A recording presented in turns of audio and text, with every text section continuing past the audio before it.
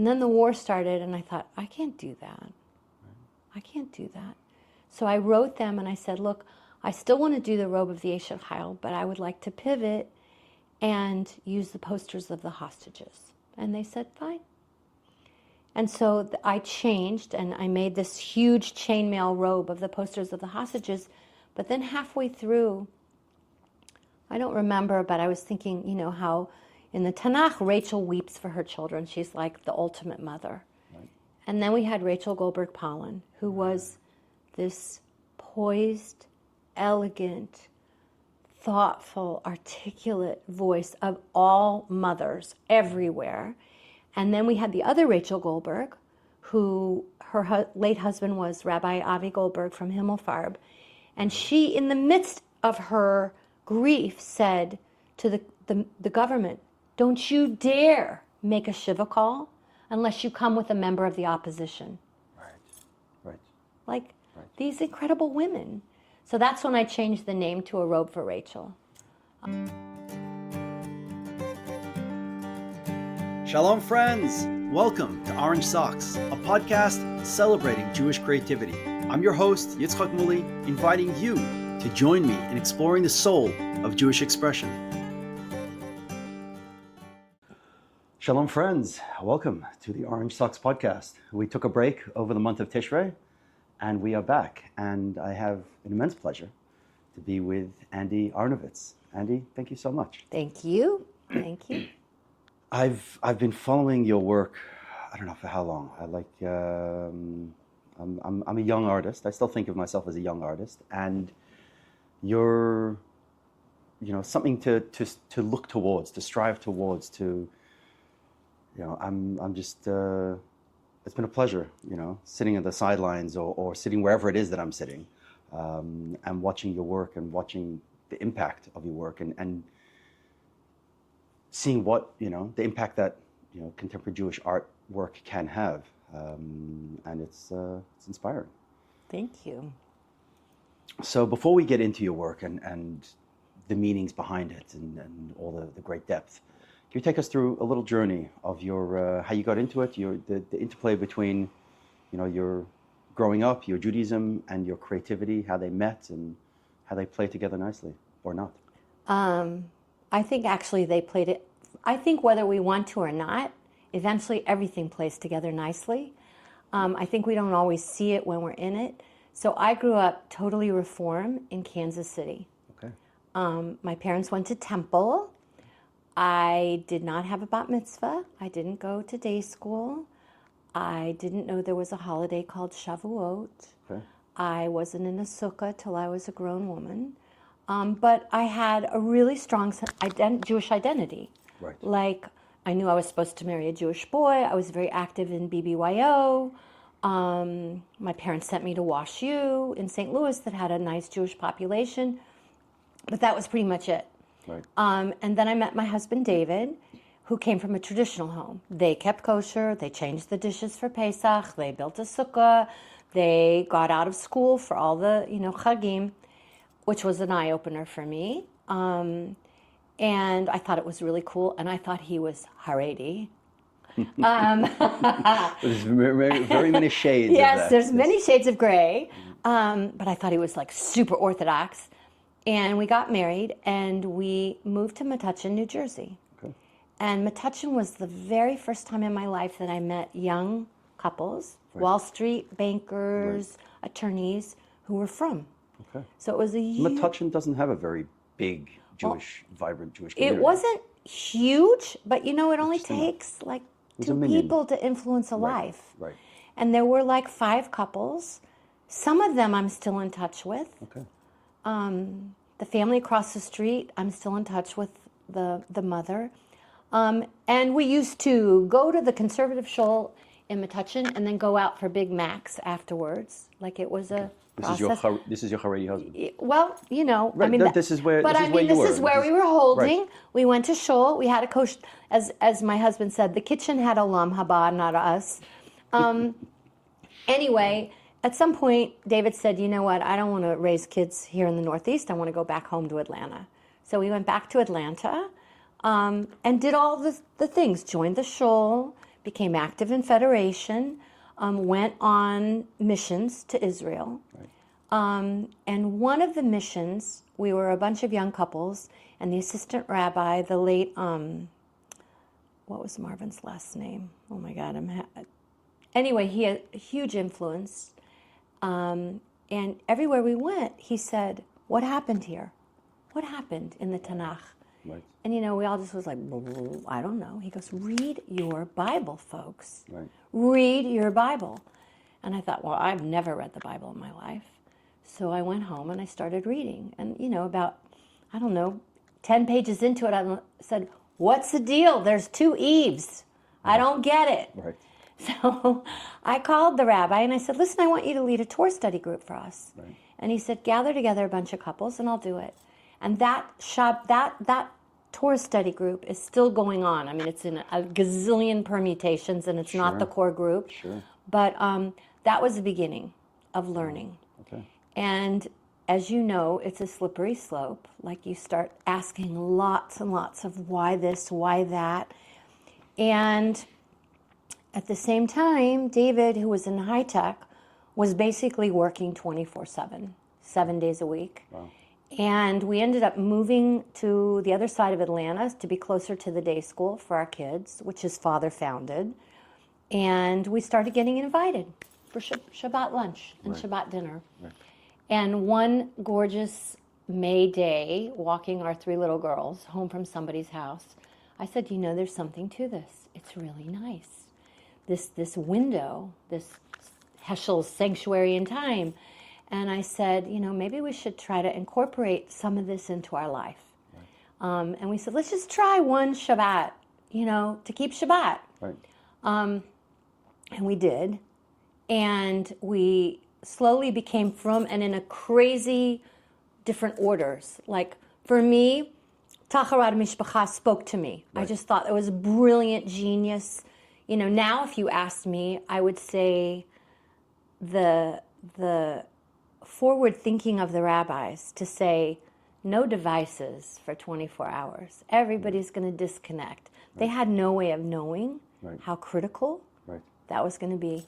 So that happened, and then his company went public, and he said, let's go to Israel for 2 years. And I said, I'll paint pomegranate trees, and I'll go antiquing in the shuk, and it sounds really fun. And no one said, lady, you don't speak a read or word of Hebrew. You can't sign a medical form. You can't talk to your kids' teachers. You can't even buy the right groceries. But let's do it anyway. I just went completely naively. Right. So our oldest was 12 and our youngest was 1. And we said, we'll go for 2 years. And then after about 6 months, David and some of my kids said, we don't want to go back. And then I had a real reckoning with God. Like every Friday night I would say, I don't know what to do. This is not good for me, this place. I have no control. I ceased being like the lady of the house. The air conditioning broke. I knew who to call. I knew how to order my groceries. Right. I knew I couldn't do anything by myself. But I saw how good it was for my family. And also we met extraordinary people. And so I said, okay, I'll stay. For many years, when that plane would land in Israel, I would think, oh my God, my heart is somewhere between here and America. Like I don't belong here, I don't belong there. For many years. Many years. It's not simple. It's not simple to bring 5 children halfway across the world. No matter how Zionistic you are, it's a different culture, it's a different life. If you have wonderful command of modern Hebrew, you're definitely halfway there, which I still don't to this day. Okay. And then something happened, I would say 2 or 3 years in, which is, I believe when you read the paper in America, most of the newspaper is filled with stories about somebody else somewhere else. Right. And all of a sudden in Israel, you're reading about our people, personally, our thieves, our leaders, our artists, our rapists. They're all ours, Yeah. And so everything that I read about that was broken, I took personally. You know, it's one thing to be born Israeli, to be born from. Right. But when you take those things on as an adult, it's from a very cerebral place. Those are your choices. Right. And so when you're confronted with brokenness in those systems, you take it really personally. Right. And you couldn't separate it. It wasn't, this is them, and you know. No, I don't want us. to. I didn't It want to was- separate it. Right. I didn't want to separate it. Right. And so one of the first things that I sort of did a dive into was the number of agunot in Israel. So were you creating before you left to Israel? First of all, I had 5 little kids, 12 to 1. I was creating. I was doing dinner of honor journal covers and invitations. I did some art. Right. But so first of all, I was an art director in advertising here in New York Okay. for years, which I mean, just as an aside, now I can look back and say that training was critical because in advertising, it's all about the idea. What is the idea? Yes. And so for me, that discipline I still have today. What is the idea? It doesn't matter if it's beautiful. What are you It doesn't What are you communicating? Doesn't matter if it's visually seductive. What's the idea? Yeah, that's what I really love about your work. It's That deep idea. It's really important. Yep. What's the concept? What are you trying to get across? Right. So I think the agunot was one of the first things I found out about it, and I thought, how is this possible? How is this possible that in the 21st century we are so forward-thinking and we've got this archaic system that is trapping these women forever, and the rabbis... That is also built into the legal system in Yeah. Israel. It's Yeah. not, you can't... It's you can't perpetuated. Separate, you can't separate... Well, yes. You can't separate the two. So it's perpetuated, yeah. And it's got a real ugly side. Right. I mean, I interviewed Mavoy Septum is a nonprofit that helps women get their gets. They work with lawyers Right. and the Rabbanut Right. to get these women their gets. And I've been in a few art exhibitions organized by them to help the plight of these women. And one time they linked us up with an aguna. And fortunately, she already had her get. But she said, and there, first of all, before I say this, I want to say there are plenty of Rebbeim who are empathetic, who work so hard to get these women their gets, who understand the depth of the problem, but there are also an entire side of sleepy old men Right. who Are indifferent at best. misogynists. They're misogynists. Right. And so she relayed to me that he was physically abusive, that the rabbis turned a blind eye. And the only time the rabbis got interested was when she said, and he forces me to have sex when I'm nida. Then it's an issue. Oh boy. Right. You know, so it's a bit broken. Right. It's kind of ugly. It's got a really ugly side to it. And I thought, how do people not know about this? So that's when I first started to make what I would call political art. And I got permission from the National Library to digitally reproduce their antique ketubah collection. Anything older than 100 years old Is is copyright free. right. So I printed them as giclées, like really high quality archival prints, and then I tore them to pieces as a metaphor for the state of her marriage. Right. And then I sewed every piece, and then I reassembled them into these coats.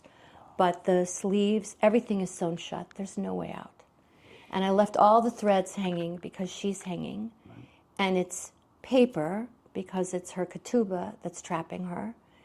And her get, which will release her. They're both paper. Right. And so that was kind of the beginning. So how did you think of that? But what, I mean, going from not creating art or creating very little art to this, I mean, it's a big project, and it's conceptually, like, you didn't take baby steps. You dived right into the deep Yeah, well, end. that's pretty typical of me. Okay.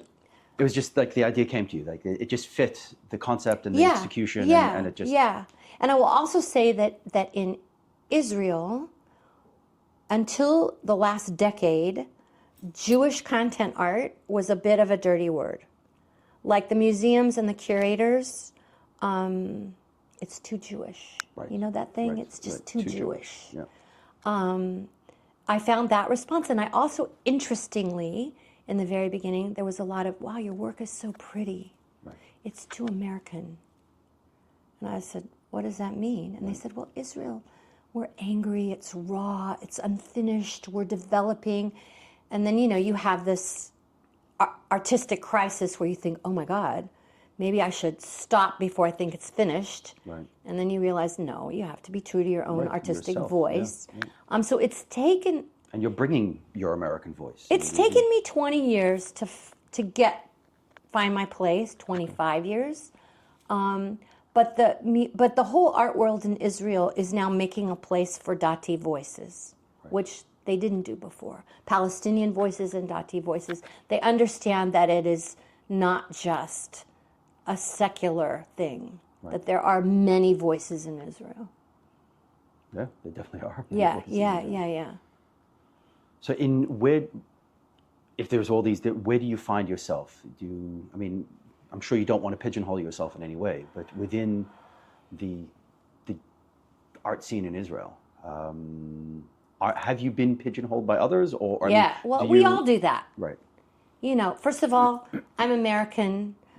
I'm, and my Hebrew gives me away. Like that's, if I had to say I have one major regret in my life, it's that I'm not fluent in Hebrew, and I really tried. Right. I went to Ulpan. I had a private tutor. I'm missing a channel in my brain for language. Right. I just don't. There are people that can hear a verb and immediately conjugate it in all 7 forms, and they understand the shoresh, and it's... For me, it's just like the whole thing shorts out. So the Hebrew is a problem. I wouldn't say that I'm big time in Israel. I'm getting there. But I still think in Israel, if you asked any museum curator, they'd say, oh, isn't she that Jewish feminist artist? Isn't she the one that does all that Jewish feminist stuff? And you know what? Okay, fine.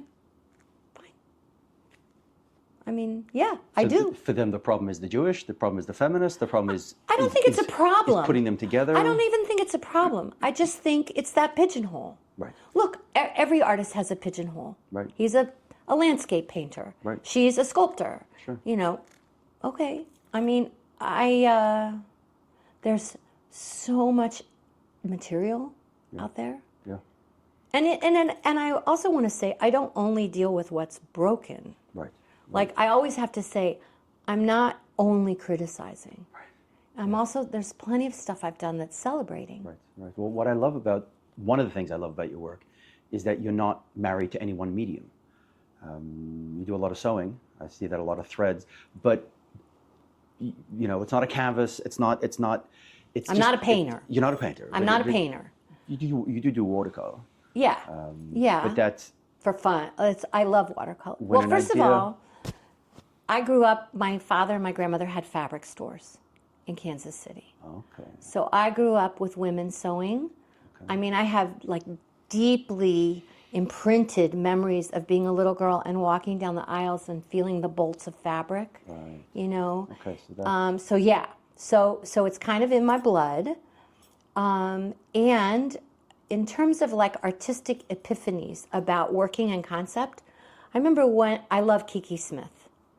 And I remember looking at a big catalog of hers and thinking, how does this woman work in so many media? Right.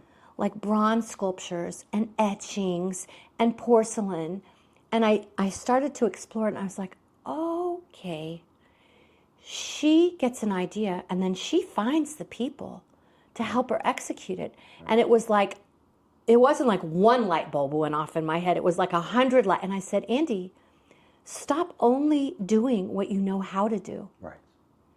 Do whatever the good idea is and find the resources. And today it's even easier than it was 25 years ago. Right, yeah. You can find anybody to help you make anything anywhere in the world. And so I would say that for me, that was a huge shift in the way I conceptualized work. And I think for any artist it is. We have so many resources now. Yeah. No, I'm with you on that. I find an idea, or an idea comes to me, or whatever it is, the idea develops, and then it's okay. Well, how do you execute it? Right. And what's available, to execute? How do I tell this? How do I communicate this concept best? Right. What's the best way? What's the best form? Yeah. What's the best? And it doesn't matter if you know how to do it right or now. not. Yeah. Right. Yeah. Right. Yeah. The problem is each one has its own learning curve. And expenses. And expenses. Yeah. I would say that a lot of how we want to do it is very expensive. Yeah. Yep. But look, I'm also a printmaker. Like I'm a printmaker and a bookmaker. I tend to think of myself as a little bit bouncing off the walls. But again, it's about the idea. So if the idea is best expressed as a book, then it should be a book. Right. If it's best expressed as a textile piece, then that's what it should be. No, very much so. Yeah. Very much so. I don't remember the title of it, but Mother's Prayer, is that? Mother's Morning Prayer, the Victorian Carousel book. Yeah, tell me more about that and describe it.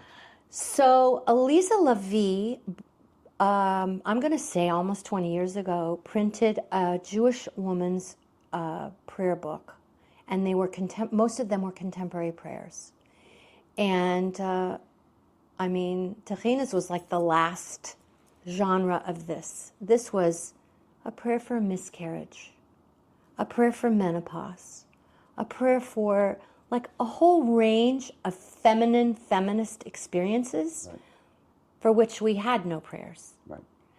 And one of the prayers was a poem by an Israeli poet named Chava Pinchas Cohen. And in this book, the Hebrew was on one side and the English translation was on the other, or vice versa. Right. And this poem so moved me. And at the time, I didn't even know the backstory. And it's basically about a mother saying, "Let me not lose my temper with my children. Let them not see my frustration echoed in their faces. Let my making oatmeal and coffee in the morning replace the sacrifices that I no longer know how to give." It was this. Now, it turns out that the poet, Chava, lost her husband early and left her with 3 little girls. And unfortunately, Chava passed away about 2 years ago.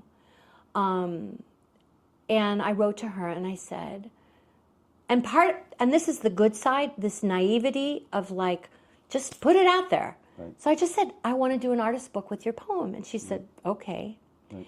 And so now this goes back to that whole criticism of my work being too pretty.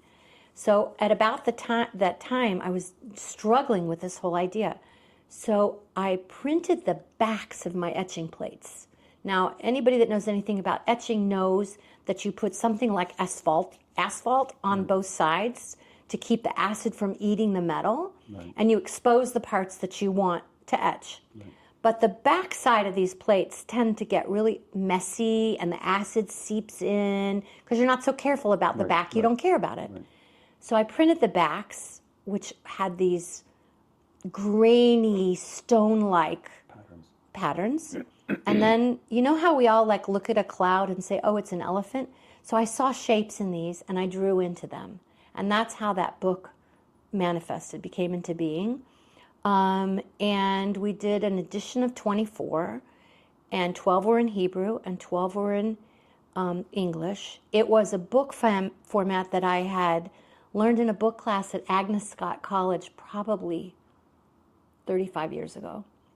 And I was just waiting for the muse, for the right thing. Right. And the truth is that the book sold out in English. It's in the Library of Congress. Actually, the curator, Ann Bremer, who's retired, wrote a beautiful book called Books Like Sapphires, I think it's called.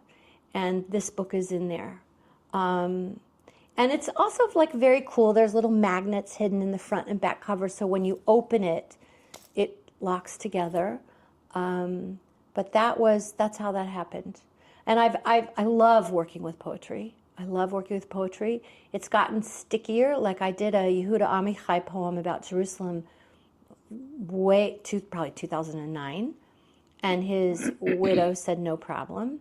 And then when my father passed away, Yehuda Amichai wrote a beautiful poem called I'll Be Magnified and Sanctified. And my experience of Kaddish and Shiva was not great because I had just brought my parents to Israel and nobody really knew my dad. Right. So imagine being in a Shiva house. Usually people come and say, I bet you have never heard this story. Right. When your father and I were little boys. Okay, there was none of that. It was just me sitting there with all these people telling the same story every day, all day long. It's an amazing poem. And so when I went to do it, and I'd already done the etching, I'd already done 18 prints, his widow said, oh, it'll be $1,000 for permission to use the Hebrew. And Shokin said, oh, it'll be $1,000 for permission to use the English. So that's the last Yehuda Amichai poem I'm going to do. Right. But in general, I think poetry is just so suited to being an artist book, you know. Right. And I love doing it. Unfortunately, like usually people don't buy artist books; institutions buy them. Right. But if somebody's going to spend $1,000, they want a painting over their couch. Right. They don't want some precious thing that only one person can look at a time. Right. But there's something. We're people of the book. Experience. I love books. Yeah, we're people of the book. I love books. Yeah. I mean, and this is also, like, I'm sure you can relate to this. So sometimes we do things and we think it's the next best thing to slice bread. It's brilliant, you know, and then you put it out there and it's like, ba-dum-bump. Right. You know, why is it? So how have you, I mean, it's 25 years, but how have you found your momentum and how do you prevent projects going ba-dum-bump, as you say? First of all, you don't prevent it. And those are the best learning curves. And also, I don't need to tell you, you do it because you have to. Right. You know, you don't, I mean, I think there are definitely artists who do what they do to make a living. Right. I'm really blessed that I don't have to do this to put bread on the table. Otherwise, we would have starved a long time ago. I do it because I have to. Right. You know, I'm actually not a very nice person if there isn't some creativity in every day. Right. And sometimes I have to like focus, especially during the war. It's like making dinner is creative. Right. Sometimes you have to like zoom in and say, okay, I'm not going to finish that thing today, but I'm going to make a really nice dinner for everybody. Right. It's very hard to work right now. Yeah, yeah. How has your art responded to October 7th? But even before that, is how reactionary are you to what's going around, or do ideas really sit for a while before they, you know, just... So you know, as well as I do, sometimes it's right. You know, it's like you wake up and you go, oh my God, that's what I'm going to do. Right. And sometimes, like that book I gave the example, you know, I probably knew that book format, the carousel book format, for 20 some years, waiting right. for the right subject matter. October 7th, so a little background. I was home. It was Simchat Torah. I was having coffee in bed about 6:30 in the morning, and I kept hearing these noises, like dunk, dunk, dunk, dunk, dunk. And I looked at my husband, I said, what is that? Right. And he goes, I don't know, is it construction? I said, but it's Shabbat, right. and it's Chag, like what would that be? Dunk, dunk, dunk, dunk. Okay, fine. He left. Where do you live? In Jerusalem. Oh, okay. So in Jerusalem, but there's something about where we live in Baca, like at the bottom of the valley, we hear everything. We hear everything. So, all right, David got dressed. He walked. He was going to my daughter's shul. We were all going to have Simchat Torah, you know, Chag lunch together. And then the sirens went off. And I thought, well, that's a mistake. That's really weird. And then they went off again. And then they went off again. And my oldest son and his wife were staying in our house at that time. He lived in Tel Aviv. And he said, I'm opening my phone. Right. And he was sitting at the end of our dining room table, and I watched all the blood drain out of his face, because the 30 and 20-year-olds, they don't go to the Times of Israel. Right. They go to Telegram, and they go to X, and everything was being broadcast live. And he said, they're in the kibbutzim. they're invading Israel. They're slaughtering people. They're killing people in a music. It just sat at the end of our dining room table with a white face saying, oh my God, oh my God. And by that night, of my 3 son-in-laws and 2 sons, almost everybody was called up. Right. And we were just in shock. The refrain was, where's the army? Right. Where's the army? And my third daughter's husband was not in reserve duty, and they ended up calling him in. He's a tank commander. This is in November. They had their third child was a preemie. She was with they were living with us because he was in. And at 3 o'clock in the morning, she came running in our room and she said, Ima, the army just called. They're helicoptering Ziv to Beilinson. They think he's going to die. And it's sort of like a movie in slow motion. Like, what? What? Anyway, he had his head out of the tank. An RPG hit the tank. The shrapnel exploded all over his face. At the end of the day, he lost an eye. That's all he lost. Okay? We are so lucky. But we live this war. I mean, my youngest son's in Syria right now. Right. It's so first of all, there were weeks when I could not work. Right. I just could not work. And just like me, that even though we can't help it, we're social media addicts. Right. So we're watching Instagram and we're seeing all our peers do portraits of the hostages and portraits of Barry, and you're going, I'm not doing anything. Right. I just can't work. And after a few weeks, and I had kids living with me and grandkids. And you were making dinner. And I was making dinner and changing diapers and helping my girls who were, that's the other thing, is that, these little children, like you have to say, oh, he's helping, he's doing something, but you can't show them how terrified you are, right. So it took a village. I think Israeli women are unbelievable. And then I started to think, okay, I'm not a portrait painter. I don't know the hostages. I haven't been to the Otef, to Be'eri and near Oz. I'm not going anytime soon. But I was like doing a deep dive in the internet, and I started to see images of the homes, the menorah on the top shelf, the child's rocking horse sitting in the debris. And I started to think about these objects that were being used by real people, where literally 1 second everything was fine, and the next second nothing was fine ever again. Right. And that's when I did this whole series. They're called Silent Witnesses, and I gave myself 45 minutes to do a watercolor. That's all I had. Right. And I just, tore a bunch of sheets and said, okay, do it. It'll either work or it won't. Right. And I started to do lots of watercolors of objects.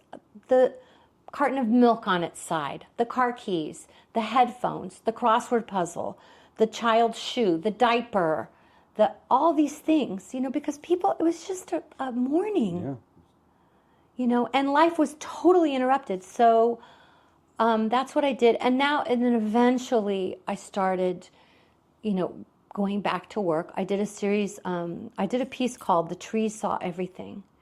And they're scrolls of branches tied with bright red thread. And there's the exact number of people murdered at the Nova Festival. And people don't really realize how barren it is down there, and that these young people were running for the trees, trying to hide. But they did horrible, horrible things to women with these trees. They literally tied these women to the trees.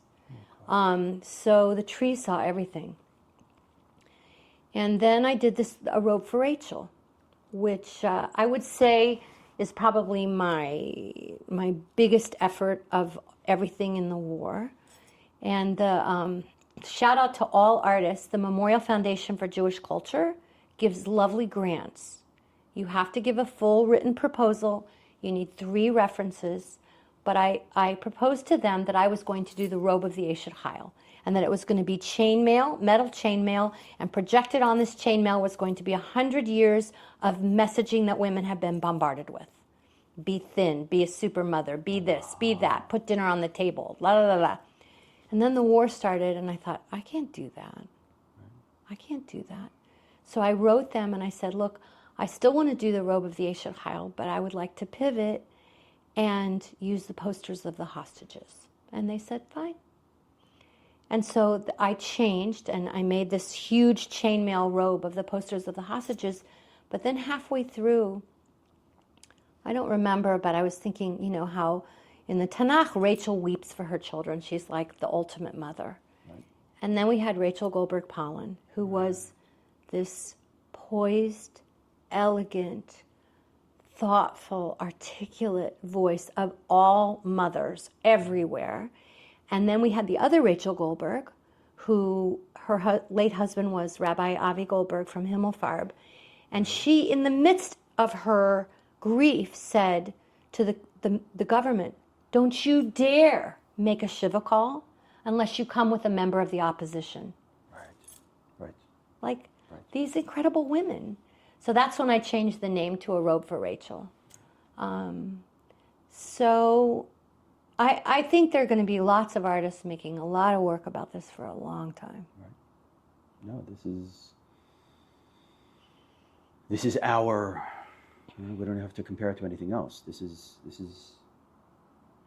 No, it's a pivotal moment in Jewish history, and I told my boys when they all went off to war, I said, you know, 1,000 years from now, 1,000 years from now, the Jews are going to be talking about this moment. It will be incorporated in our history, in our remembrance, and you are a big part of the story.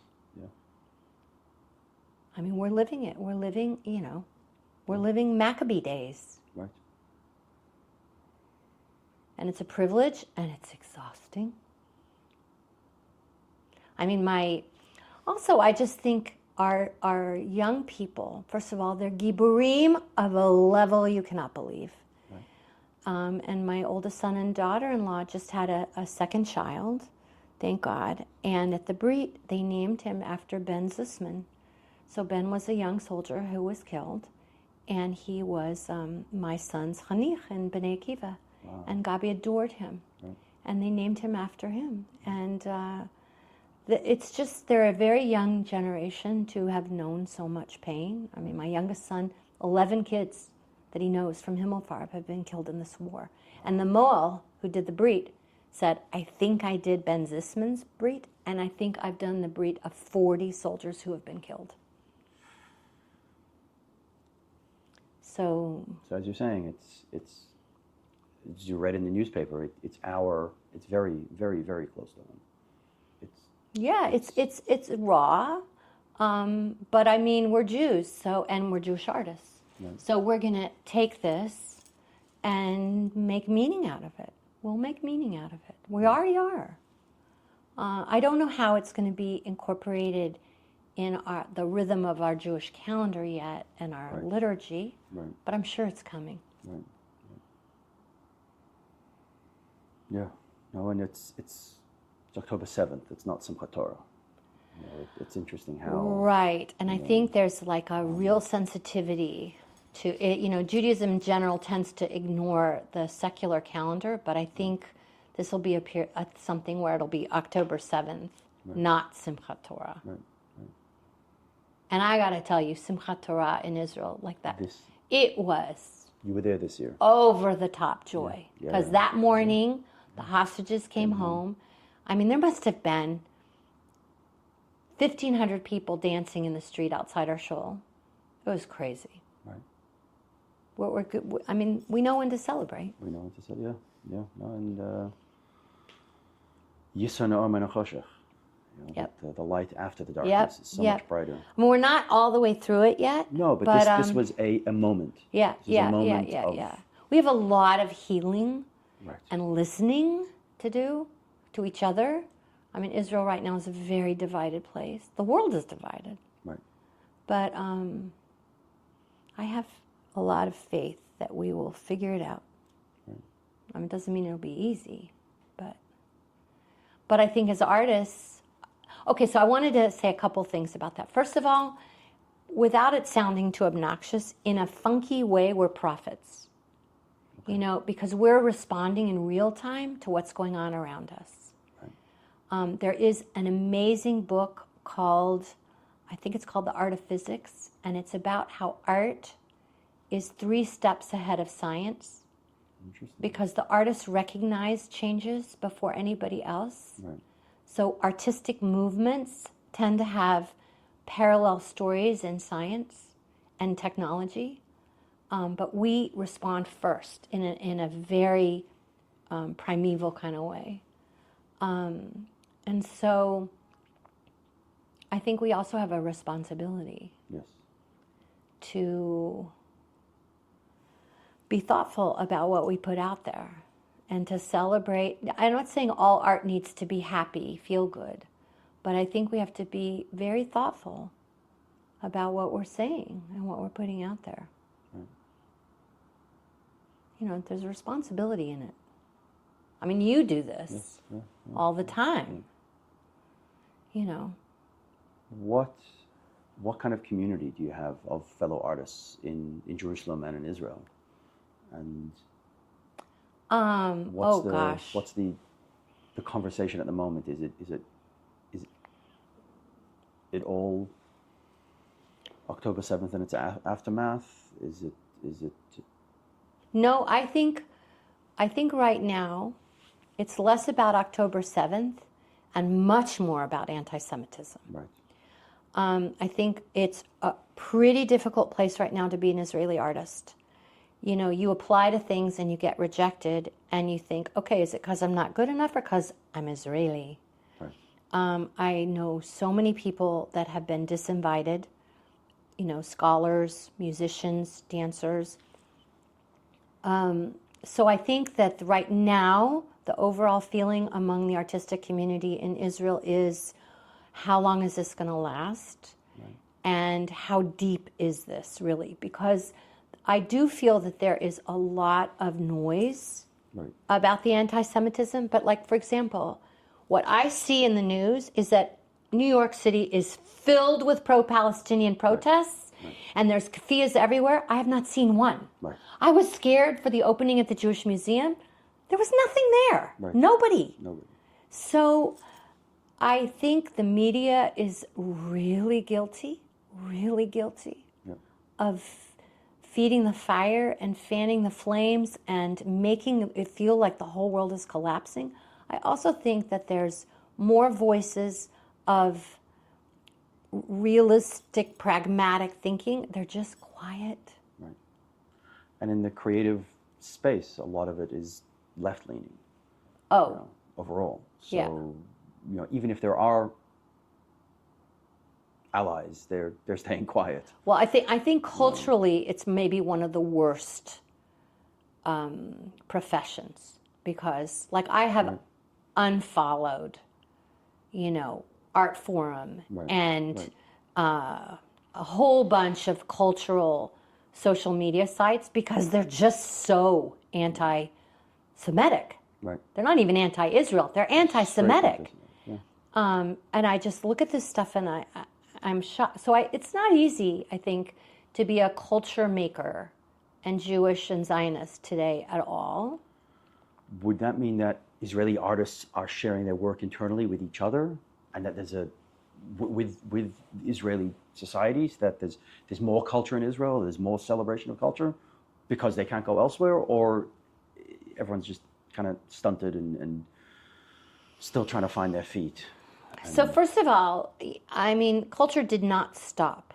There is definitely, look, it's really complicated. First of all, there's no money for culture right now. We have Right, a country right, that right. has to rebuild entire cities. Yeah. So, you know, it's pretty hard to argue that, you know, a cultural institution needs, you know, 500,000 shekels to put on a new program Right. when people need their houses rebuilt. Right. And highways need to be rebuilt. So that's a problem. I think that there is every attempt to keep culture alive and to put on contemporary exhibitions, but it's a problem. But culture never stops in Israel. And as always, when the money and the opportunities dry up, it's more competitive. So I would love to say that everybody is sharing and generous. I'm not so sure that's true. And I also can just speak for the cultural institutions in Israel. We've had 2 years of nobody can lend anything. You can't insure it. And then there's the political fallout of lending. Right. Like, are you really going to lend a famous painting from Paris to Israel? Right. So, eventually this will all be okay. Right. But it's been complicated. And I just want to say that the Jewish Museum in New York is... Right. Well, yes, we'll get to that. It's like, what would we do without the Jewish Museum and James You're Snyder? here in New York because you installed a new... what we bring. Right. So tell us about that. So this is a great Jewish story. It's just a great Jewish story. So Rami Ozeri founded the Jerusalem Biennale, and you have participated multiple times. And his reasoning was, we need to show the world that that artists can make exciting contemporary art with Jewish content. Right. He got lots of pushback for that. Why can't you just have it be the Biennale of Jerusalem? Why does it have to be Jewish? Right. And he said, because there's a place for this art. Right. So I'd been participating for many biennales. I'd had some really... From the beginning. From the beginning. And some wonderful things happened from some of the pieces that I'd done. And the last biennale, not the one coming up, the theme was Son Barzel. Okay? So I took one look at this and I said, seriously? Right. I have no idea what this means. I'm not participating.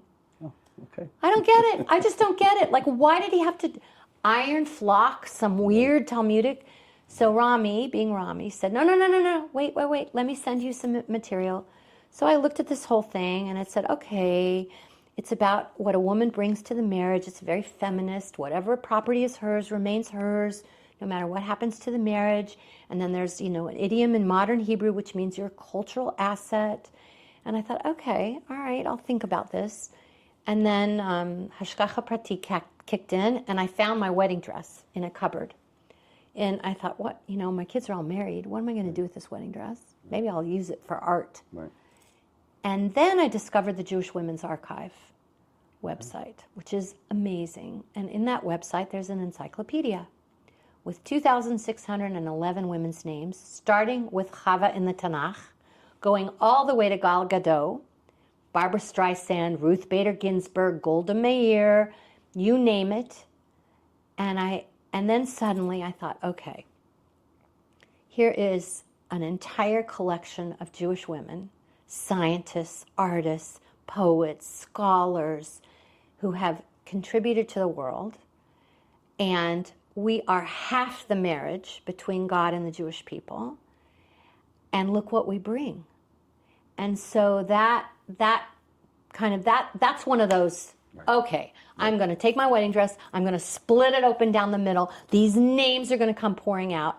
There was a long process of creating the cursive font so that each letter hooked to the next, and then deciding what fabric wouldn't tear, so we ended up doing everything out of bookbinding cloth. And I know you've had this experience where something actually turns out better. Doesn't happen very often, but better than what you thought. Right. And that's what happened. And it just so happened that James Snyder was in Israel during the Biennale, and we're friends. Right. And he saw it, and he looked at me. He goes, "This is a home run." And then things happen, but everybody thinks that somebody just, a museum director goes, "Oh, we'll buy that." Right. That is so not how anything happens. Right. It takes a long time. Yes. Yeah. So James saw it then, and then he came to New York to the Jewish Museum. Yeah. And I can't emphasize enough how critical his being here now is for Israeli artists, because he was the director of the Israel Museum, and he he didn't just cultivate relationships with Israeli artists. He nurtured them.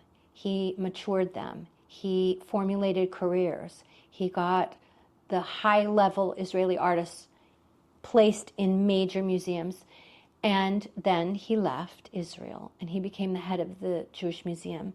And he is literally the lifeline for contemporary Israeli artists to abroad now. Right. I mean, there isn't anybody else positioned to do what he's doing. And he didn't forget us. Right. You know, and James has a way of speaking and positioning where he can defend all reasons for highlighting Israeli Jewish art. Right. And making it relevant. So I'm so grateful that he's where he is right now. Right. And anybody that goes to the museum now and sees it, like, he's just done something incredible. Right. Yeah. Good. Wow. So Zero, what's next? Yeah, actually. I'm just starting, so the Jewish Women's Archive, because I follow them on Instagram, I saw this, okay, I'll backtrack. The director of the Jewish Museum in Australia is a woman named Sidra Moshinsky, and she was visiting Israel, and a friend of mine's friends with hers, and she said, oh, I just put a piece in the Times of Israel in the blogs about feldmestrins. And I said, what? What's that? What's that? And she said, oh, feldmestrins, they're cemetery measurers. I said, sorry, what's that?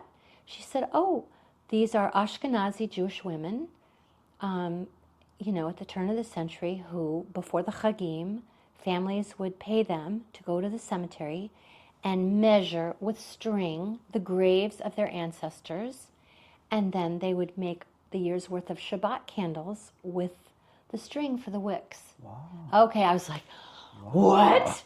Oh my God.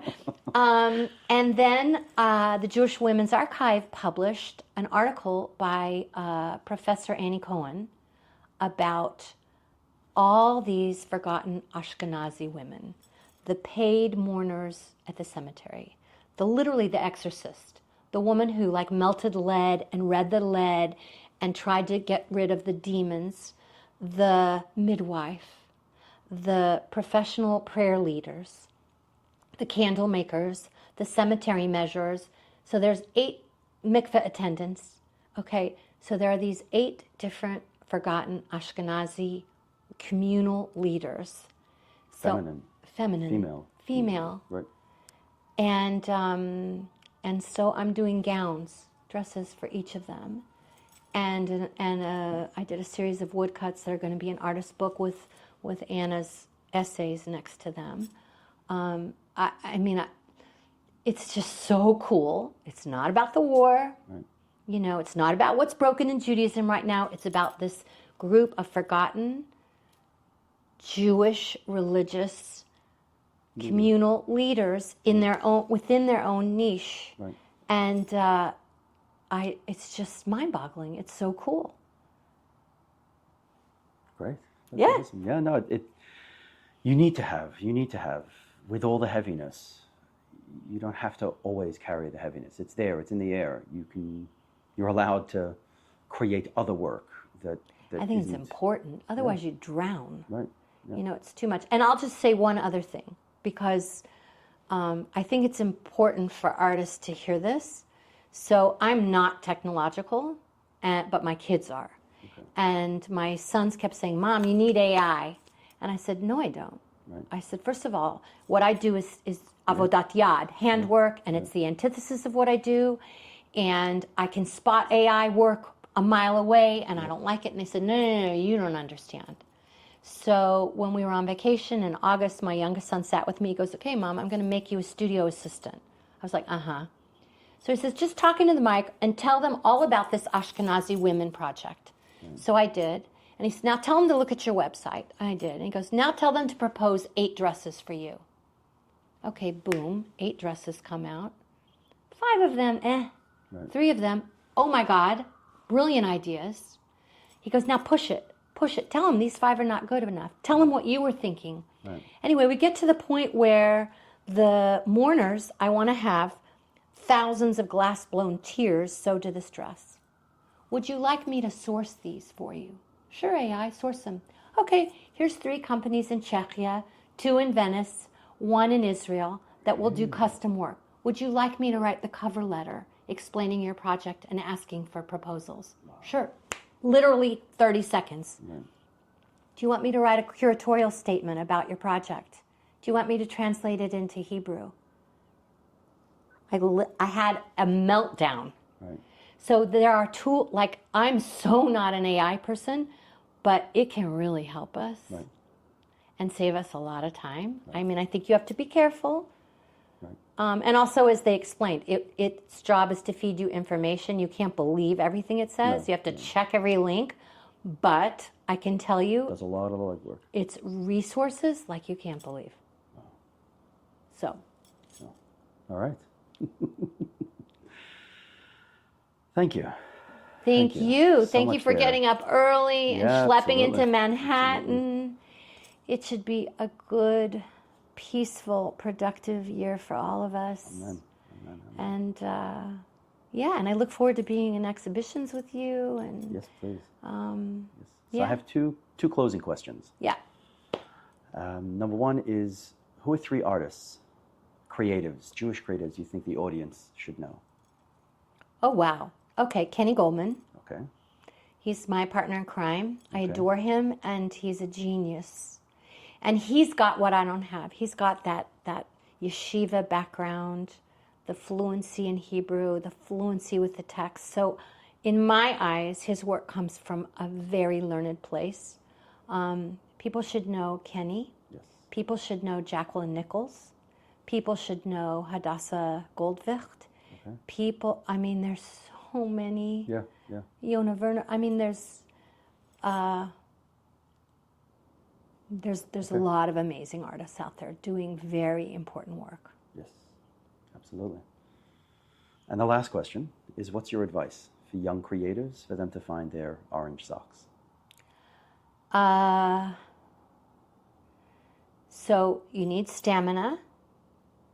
You need passion.